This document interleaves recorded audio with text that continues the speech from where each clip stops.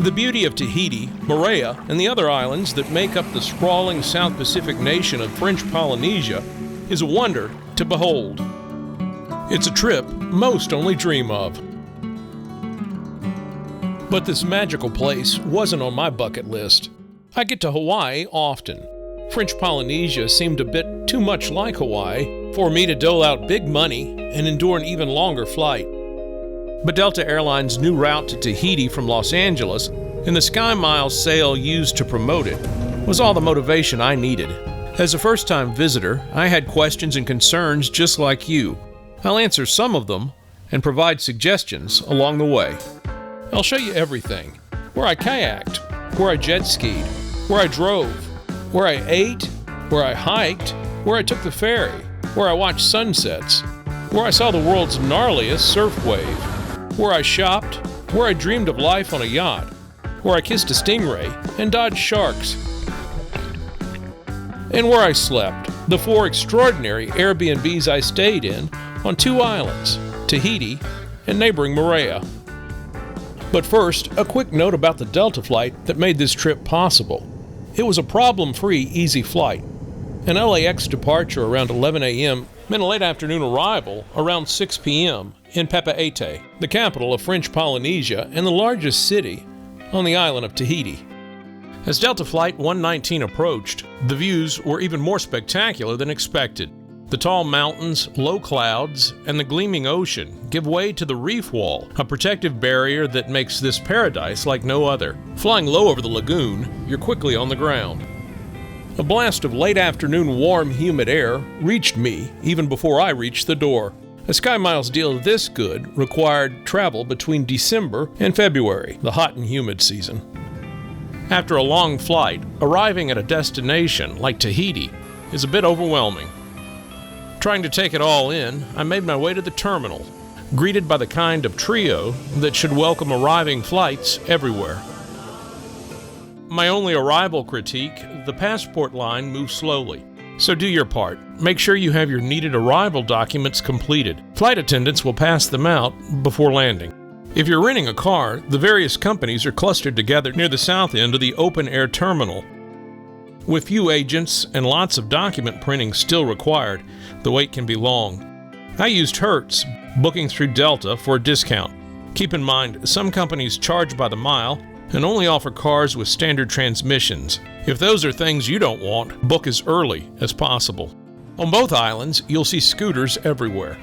I considered renting one, but I'm glad I didn't. Being able to retreat to the air-conditioned comfort of a car was one of the great pleasures of this trip. Before leaving the airport, grab some French Pacific francs from the ATM just past the rental counters. It's good to have cash for food trucks and small restaurants, but most larger places accept credit cards. If you miss it, ATMs are fairly easy to find on Tahiti. Now a little geography. French Polynesia is located in the southern hemisphere, almost geographically opposite Hawaii, its cousin in the northern hemisphere. And much of it, but not all, will feel Hawaiian. French Polynesia, also known as the Society Islands, includes 118 islands or atolls, spanning 1,600 square miles. Your initial arrival will be on Tahiti in Papeete, the capital of this nation of islands. Tahiti's closest neighbor is Moorea, about 16 miles from port to port, easily reached by numerous ferries departing daily. Moorea is breathtakingly beautiful. It, along with Bora Bora, are the 2 islands most sought out by paradise-dreaming South Pacific tourists. The most familiar name, Tahiti, is often overlooked, but not by me. Before moving on for a 7-night stay on Moorea, I stayed 2 nights on Tahiti for 2 reasons. First, I wanted to see what surfers call chopoo, or chopes, the beautiful and much-feared, world-famous surfing wave. And second, I wanted a chance to stay in this over-the-top Airbnb, an over-the-water bungalow that checked every box for me. The romantic nature of an all-inclusive Bora Bora resort, coupled with the expense and time required to get there, didn't appeal to me on this solo trip. But Bora Bora is a good reason to return. The larger part of Tahiti is called Tahiti Nui. The smaller part is Tahiti Iti, and that's where I spent most of my time. Landing at 6 p.m., I'd hoped to start my trek there before sunset. With delays at the border and rental counters, that wasn't to be. But French Polynesian roads were a pleasant surprise. Wide, safe, and mostly well lit, left side steering, right side driving, I had no problem anywhere. But it did take a while to get to my first destination. And this over-the-water bungalow didn't disappoint. Perched high up with an expansive deck hanging over the water, the one-of-a-kind rental included more beds than I needed on 2 levels, a small kitchen with a cool bar, and a large bathroom. Like most places here, AC isn't offered.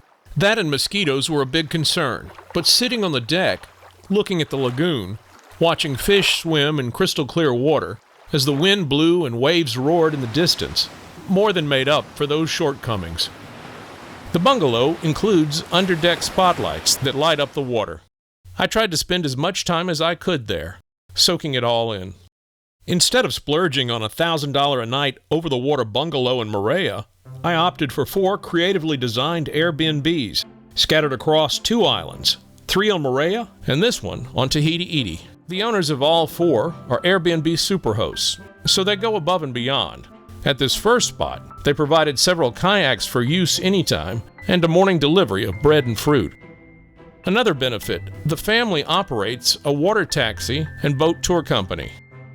I was able to join a group of French tourists departing just steps from my bungalow. This 4-hour tour was a highlight of my time in French Polynesia. The bilingual captain made sure the English-speaking interloper wasn't left out. He took us west of the bungalow, inside the lagoon, to a small sand patch popular with kayakers, past a floating fishery, and onto the reef wall's wave break, a popular surfing spot.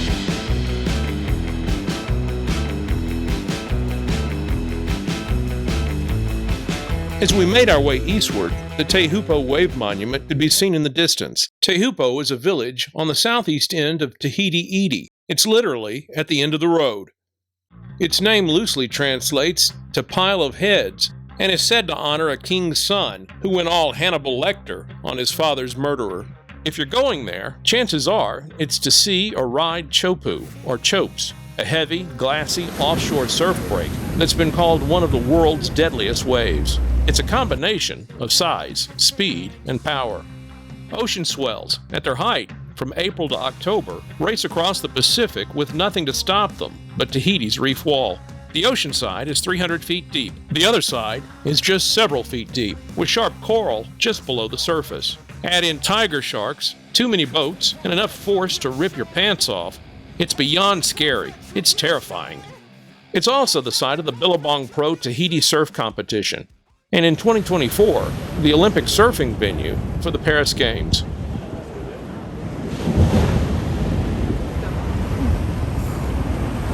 From the famous wave break, we head upriver, after a brief jungle hike, arriving at a spectacular waterhole. The rest of my time on Tahiti was spent exploring, and I'll show you more of that later, including Tahiti Nui's North Shore Blowhole, a great community park on Tahiti Iti, and a bit of the capital city. But let's get you to Moorea. The ferry was a big concern for me. Which one should I take? Should I book a ticket? How easy is it to do?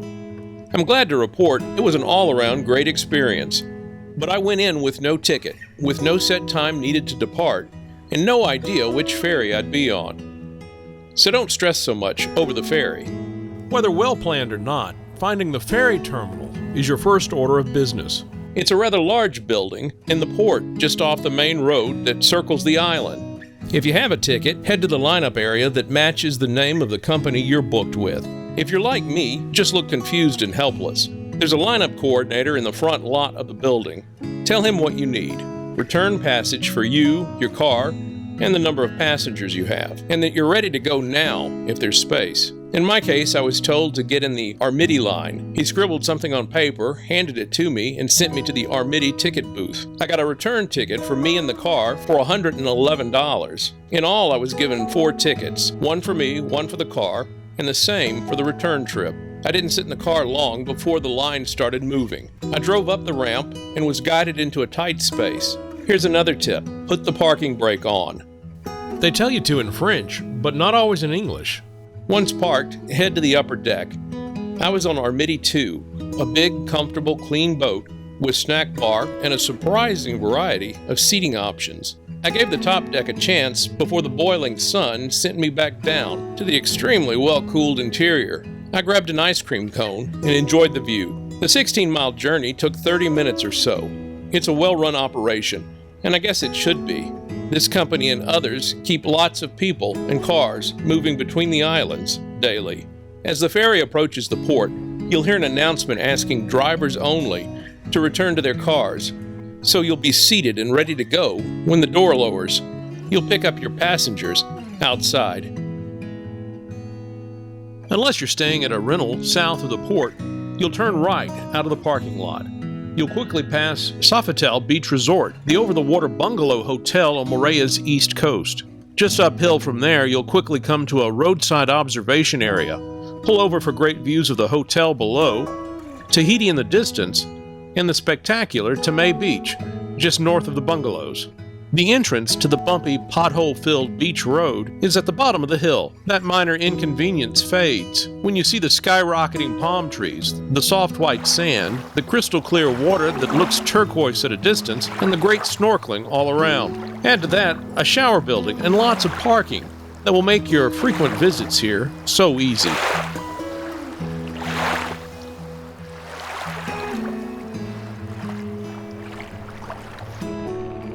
Just north of the beach is the airport, and my first Airbnb on Moorea. It's an incredible place, so well designed and located perfectly on the northeast bend of the island, where the reef wall butts up against the shore. The reef wall creates a massive lagoon that surrounds most of Moorea, giving the island calm, crystal-clear water that sets it and most of the islands of French Polynesia apart. The lagoon makes so many water activities possible. The exception for Moorea is this small part of the island's northeast coast. What that means for occupants of this treehouse is that the non-stop roar of the South Pacific is heard here like nowhere else on the island. The small beach outside the fence is filled with bits and pieces of coral reef that have broken off and washed ashore. Fascinating to look at, tricky to walk on, and the perfect place for sunrises and sunsets. As for the treehouse, it's so well laid out, you'll wonder why everyone doesn't live like this.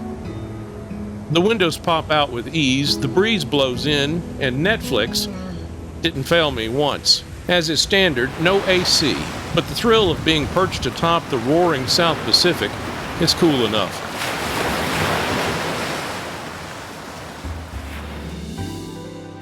Now to Cocoa Beach, a restaurant on an islet in Moorea's lagoon. You get there by boat. There's a parking lot on the west side of the North Shore, but you'll need a reservation. My advice, go more than once. The setting is spectacular. It's a popular place for good reason. As soon as you know you're coming to Moorea, book your reservations on the Cocoa Beach website. It's an unbelievably beautiful setting. The vibrant color of the water in the channel, the canopy of trees over the restaurant, the attentive staff, and the friendly dogs. And the food is good too, easily the best I had on Moorea. I ate 2 meals there and I wish I'd had more. After you eat, don't rush off. You can stay on the islet and in the water until after lunch when the last boat departs for the parking lot around 3 p.m. It's hard to find a better place to relax. Next up, a quick drive up to Belvedere Lookout for expansive views of Opunahou Bay, Mount Rotui, and Cook's Bay. The road up starts at Opunahou Bay. It's an easy, pleasant drive up to a small parking lot just behind the lookout platform. You can also walk, bike, or take a scooter or four-wheeler to the viewpoint. There are off-road hikes to enjoy too. On the east shore of Opunahou Bay is a large, beautiful beach park with lots of street parking. It's a great place to cool off. Outside of the capital, it was hard for me to find food on both islands. The small family-run restaurants called snack bars or snacks offered good food at low prices, but they were rarely open when I needed them. Lunchtime is your best bet most days. Supermarkets are available on both islands, but are limited in their offerings. That $8 jar of peanut butter you pass up will look pretty good later in the day. The one thing you'll never have a problem finding is French bread. It's everywhere. It's not hard to find a drink either. Champion, a Target-like store with home items and groceries, is just south of the port. On Moorea, there's a little food truck you'll pass often. It's a blue van, Moorea Churros. The churros are great, but so too are the paninis. They're big, on French bread, and easy to keep with you.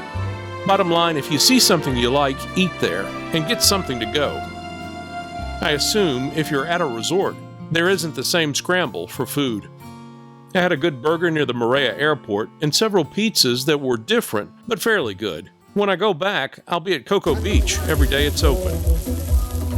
While lacking food options, Moorea isn't short on excursions. There are lots of companies offering snorkeling adventures, jet skiing tours, boat tours, and the like. You can book directly, or on sites like Viator or Airbnb Experiences. On Moorea, I booked a 3-hour jet skiing tour and a half-day snorkeling excursion. Both were good experiences. I used Top Jet and Top Quad Moorea for the jet skiing adventure. They're located on the eastern side of the north shore of the island, right on the main road. Their building is on the mountainside, and the jet skis are across the street in the water, ready to go. You park on the water side of the road and check in across the street. Standard stuff, sign a waiver, get fitted for a life vest. The cost of one person on a jet ski was about $230 for 3 hours. Once checked out on the ski, I hopped on and followed the slow-go directions out past the coral pods. The guide met us there and led us out to the lagoon. And the next 3 hours are largely a blur.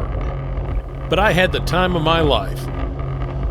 Following our leader, we flew through the lagoon, through both bays, past sailboats and ships, outside the reef wall, and into the open ocean. We did slow down long enough to meet some stingrays and black-tipped sharks. It seems all the tour companies converge at one spot for those interactions. Armed with a bit of fresh fish, the stingrays and sharks are more than willing to play their part. Like most things here, it's sensory overload. The ultra-clear water, the bluest sky, laughter all around, next to creatures you never thought you'd be this close to. Back on the jet skis, we make our way into the channel past Cocoa Beach to the lagoon on Moorea's west side. Turtles, eagle rays, more sharks, and stingrays all around. It was a wonderful experience, but not for first-time jet skiers. It's a fast, really fast ride, and because you're over and around coral, keeping up with the leader is essential. You need to follow the path he or she sets. Would I do it again? I'm not sure, but I'm sure glad I did it once. Time for a little relaxation back on Tahiti Beach. It's hard to get enough of this place. I arrived right after crews had denutted these massive coconut trees. I'd love to have seen how they do that. It's a necessity at parks and other public places here. A falling coconut can ruin a trip, and so much more. Another night and morning at the treehouse before moving on to my second Airbnb on Moorea. It's on the northwest shore of Oahu Bay. It's a standalone building in the yard of a house inside a gated community. It's well designed with indoor and outdoor showers, mosquito netting over the bed, and access to a patch of shore. The big draw for me, free use of kayaks. Again, Moorea's lagoon makes so many water activities safer and more enjoyable than just about anywhere else. And kayaking on Moorea's north shore was a must-do for me. Paddling to Oahu Bay, out to the reef wall, and westward to Sailboat Row for sunset was a wonderful way to spend a good part of an afternoon. The other excursion I took was a 6-hour snorkeling and lunch tour offered by Moorea Midi Tours, departing from a public dock next to an over-the-water bungalow hotel. This was a really enjoyable experience. The boat looked the part, complete with attentive and entertaining crew. Booked on Viator, it was $112. It was good value for money, providing a tour of the coast, including a close-up look at an over-the-water bungalow hotel abandoned since the pandemic. Now dolphin-friendly, if a bit eerie. Our first snorkeling stop was at Stingray Blacktip Shark Central, the same spot I experienced on the jet ski tour, but I was happy to be back there, this time getting a bit more affectionate with the stingray, and I couldn't get enough of the sharks. I never thought I'd be unafraid that close to sharks. We moved on to a couple of snorkeling spots near the two islets in the lagoon. and then on to our lunch spot, the perfect setting. It had everything but Gilligan. Our captain gave us a cooking lesson on a table I expected to collapse into the water at any moment. Then onto a barbecue meal and a coconut shucking demonstration, followed by a bit more swimming or snorkeling on our own. The islet we ate on is used by other tour companies as well. Our tour size was limited to 12 people. Some other companies operated much larger boats with a lot more people. I had no complaints. It felt like a perfect-sized group to me. My final Airbnb on Moorea was on the island's west coast. I came for otherworldly sunsets, and this place didn't disappoint. It's part of a compound of beach bungalows located across the street from a small grocery store and just down the street from a family-run pizza truck and a beach park. The sunsets here were the draw, but the stack of kayaks I could use was the bonus. Like all the other Airbnbs, this place is unique. With my own outside kitchen and patio, palm trees galore, and 4 friendly dogs to keep me company as I watch the sun go down. The superhost went above and beyond, delivering a well-wrapped tray full of fruits, breads, and spreads for breakfast at 2 a.m. Delivered so early because lots of surfers stay here, heading out before sunrise to catch waves at the offshore reef wall. My first morning there, I grabbed a kayak and paddled out 500 yards to watch them. There's said to be a large pod of dolphins in the area, but I didn't see any. Seeing the surfers in action was more than enough for me. Back on shore, I explored the neighborhood. There's a Catholic church up the road, set beautifully into the mountain scenery, and in the other direction, a giant statue that looks like it may have been part of a lost attraction. Just up from there is a beach park. Heavy on park, a bit lacking on beach, but a nice spot to spend some time swimming or snorkeling on a hot day. Back for sunset, I put a chair in the water and watched the show. I expected to be wowed, but this was really over the top. The dogs, who like to fish this time of day, seemed to think it was pretty special too. I call this one the wormhole sunset. I've never seen one quite like it.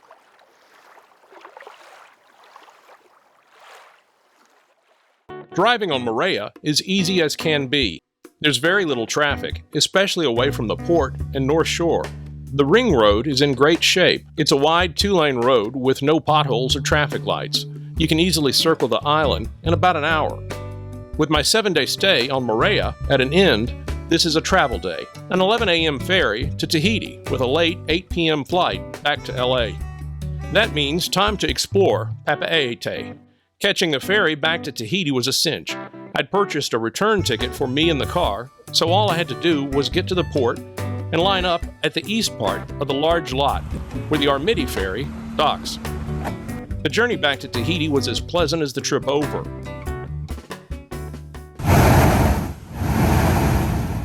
Earlier on Tahiti, I went to the blowhole on the north side of Tahiti Nui. This place feels like a tourist attraction in all the best ways. The blowhole didn't disappoint. The lack of coral reef in this area means water forcefully shoots into a lava tube. The spray blows up and out, often with a loud sound. The beautiful walkway above the entry hole straddles the ocean as it wraps around the highway's tunnel wall. It's a great place for a surprise shower on a hot day. Earlier in the trip, I also visited a beach park near the end of the north shore of Tahiti Iti. It's a wonderful place for locals to enjoy the extraordinary beauty so many of us come so far to see.